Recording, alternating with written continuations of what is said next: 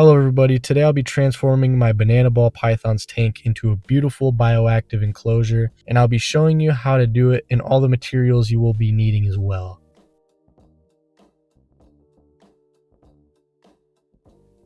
I fully recommend giving this a try if you have the time and money. I had tons of fun doing this, and there's tons of benefits for your snake, and I think it's the coolest thing I have in my room at this point now.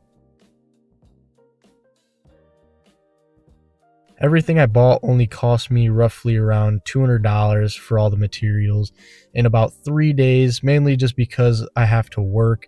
I cannot wait to do this over the weekend, so it took a while for all the drying.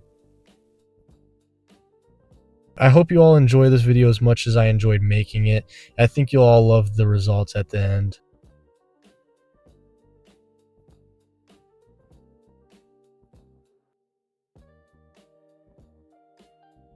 This is going to be the light I'll be using. I got it from Menards for about $20.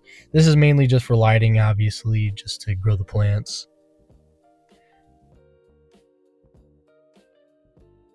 This is the mesh layer that will be going in between the draining layer and the substrate layer to avoid clogging the draining system. But you for sure can go without a draining system. I just wanted to be extra, but this only cost me about $7. Most of these bioactive enclosures, people use leaves from outside, but I just want to be safe, so I went with coconut chips instead, because I don't want my snake coming across anything possibly dangerous to him. And these look pretty much identical and will last way longer, but I only paid about $10 for these. This is the spray foam I'm going to be using for the background. And after doing all this, I fully recommend going for the black spray foam instead of the one that I bought. I bought this for about $10, so roughly $30 for all 3 cans, which I only ended up using 2. For the silicone, make sure to be using 100% silicone and nothing else. But I got 2. I used about 1.5, and this ran me about $8, and it's really good stuff. I fully recommend getting this silicone.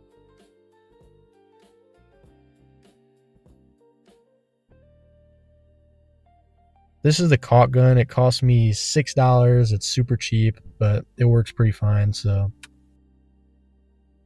I got these 3 small flower pots for about $1 a piece. They all come with pre-made holes at the bottom, but they're a great fit for the tank, and these were also the only ones I could honestly find.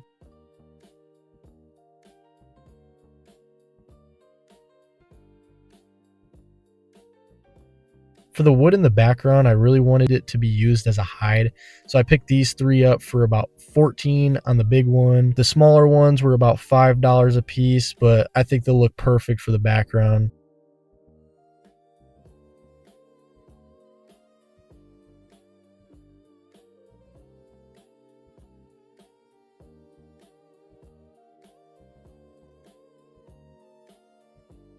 This is the water bowl I went for just because it's dark, so it's going to be harder to spot it, and it's as natural as it can really get without it being too fake looking. And I also like this really cool worn out black. I personally think it looks great in the tank.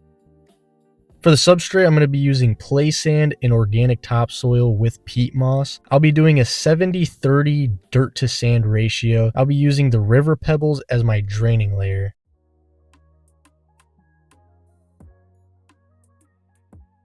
For the plants, I did end up picking up a few more plants. I wasn't paying attention to the prices or the names of the plants, but I know that they're safe for the snake, so it looks like I'll be gatekeeping the plants from you guys. So I'll be putting my banana ball python in a 20-gallon tank for these 3 days, paired with a heating pad and a heat lamp, so he'll be fine and comfy.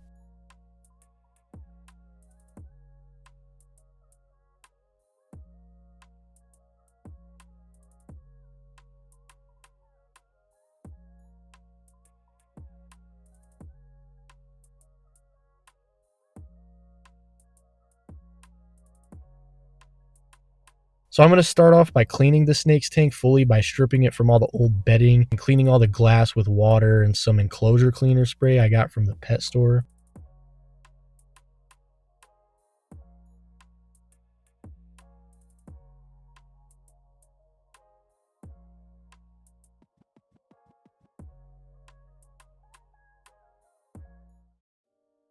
Once I removed and cleaned everything, I noticed that there are these cracks at the bottom of the tank. Fortunately, they did not go all the way through, but I will be siliconing all of the cracks just in case if they do get worse, it should be waterproof. So the caulk gun pretty much destroyed the silicone, so I'm going to be cutting into it and scooping it out with my finger and then rubbing it onto the glass.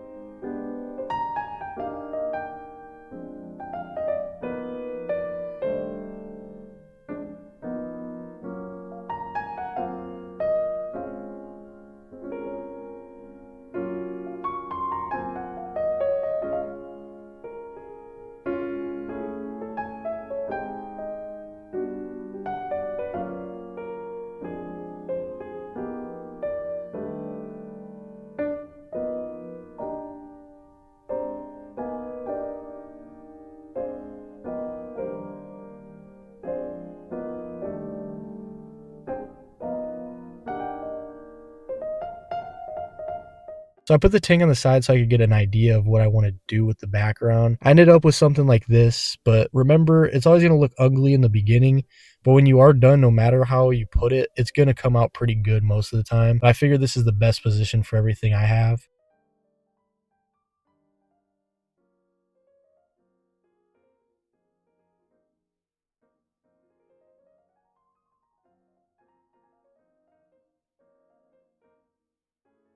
I'll be now adding the spray foam, and it doesn't really matter how you place the spray foam, but just make sure you're going to have a lot of like lumps. And just remember, everything will be getting cut, so don't go light with the spray at all.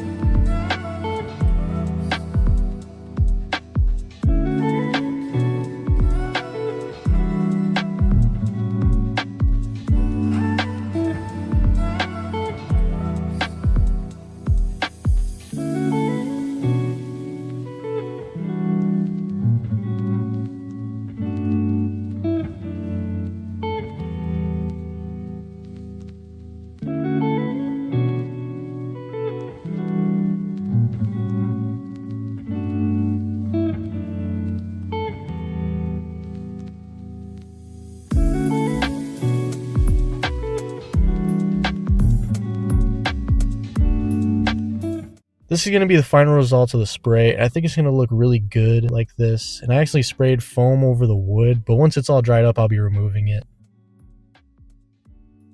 After letting the spray foam dry for a full 24 hours, I started to cut the foam with a razor blade, and I eventually did turn my brain on and realized I could pretty much just use a knife and save like multiple hours. All you have to do now is shape the tank to how you want the background to look. Make some parts come out more, make some deeper, make lots of grooves, and importantly, make sure you carve off anything shiny because the silicone will have a hard time sticking to it fully and can cause later issues.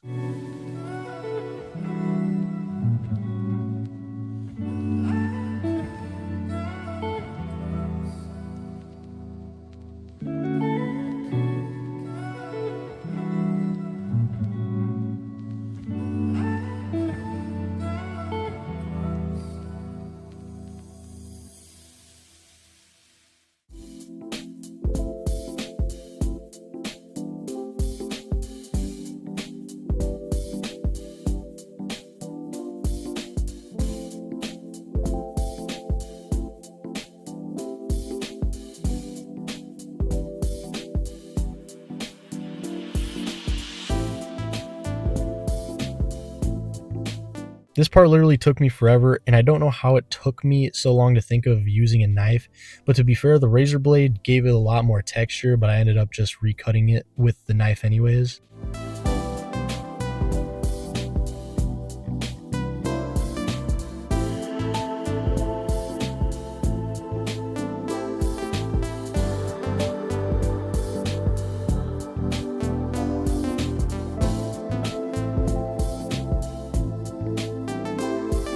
This is what the background ended up looking like after it was all cut out, and I think it looks amazing. Don't worry about the holes. I was worried about them in the beginning as well, but then they all get covered up mostly at the end, so it doesn't really matter. Now I'm going to be making holes for the water to be able to be drained.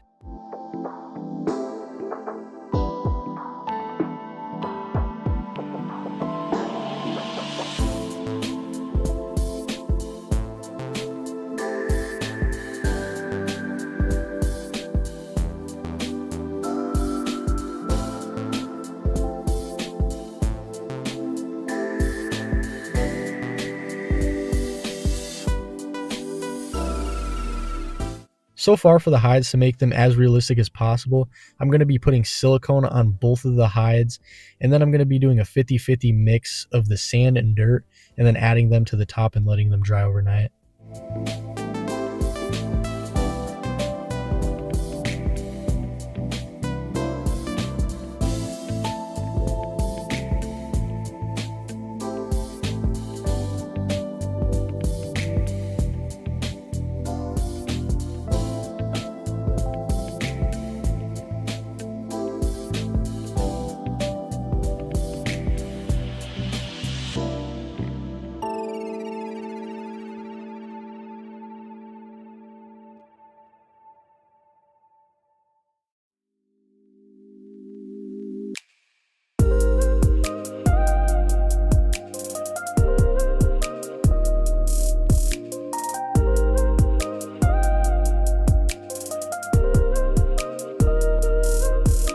So I'm going to be grabbing the silicone in my hand, and then this is why I wish I've gotten black silicone or black spray foam, because I really didn't know what was and what was not covered.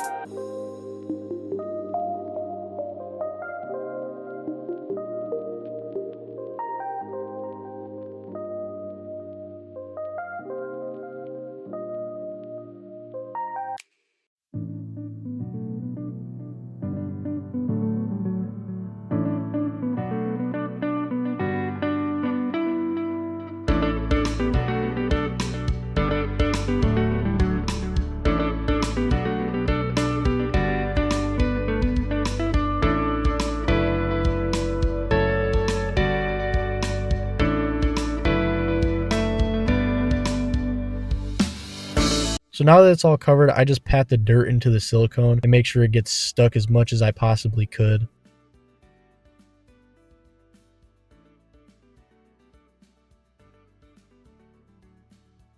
Now, after letting it dry overnight, I decided to add more silicone to the dirt and add patches of sand to give it more color. I think it turned out perfect.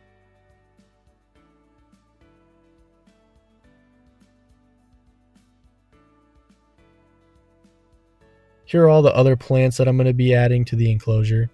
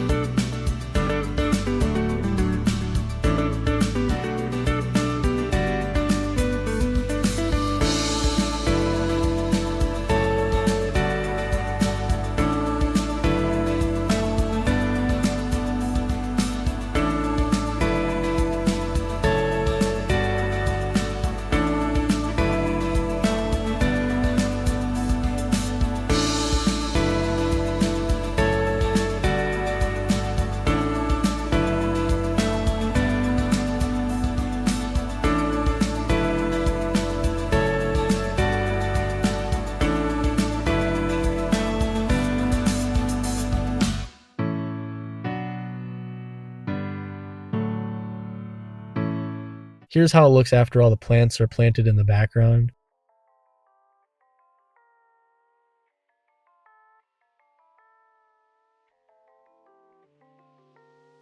So first I'll be adding the river pebbles as the draining layer.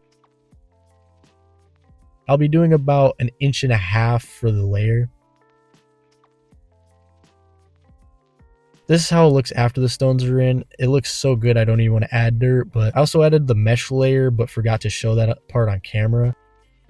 You basically just want to add one layer that covers all the top of the rocks and then put the dirt. Be sure to clean the rocks because this stuff is super dirty and gross. I just use a strainer and it worked perfectly fine. This is the 70-30 ratio of dirt and sand. And I just filled it up high enough so whenever I do put plants, there is a lot of room for them to actually grow. I added the hides in, but I ended up just burying them with dirt, which I think gives a super cool look. And then I also added the wood and planted the plants in the middle.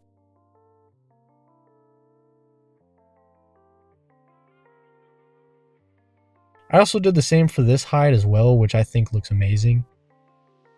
And I took the moss into the background and the trees or whatever I thought looked the best.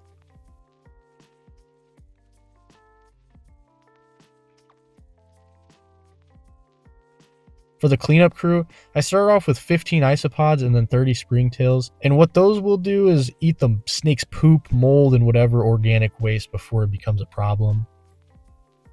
At the time, I didn't know this, but these isopods were all dead. I did go back to the pet store and pick up ones that weren't dead, of course. Springtails are hydrophobic, so if you spray water into the mud like this, they will all float to the top, making it so you don't have to add all this clay mud stuffed into the enclosure.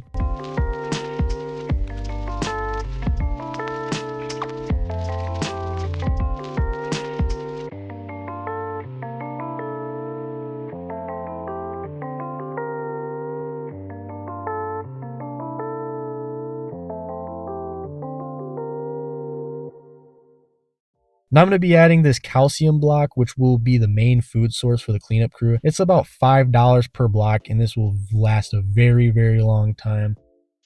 But this is how the enclosure officially came out with the lights on and everything put in place, which I think it probably is one of the best bioactive enclosures I've ever seen. But I want you guys to let me know in the comments.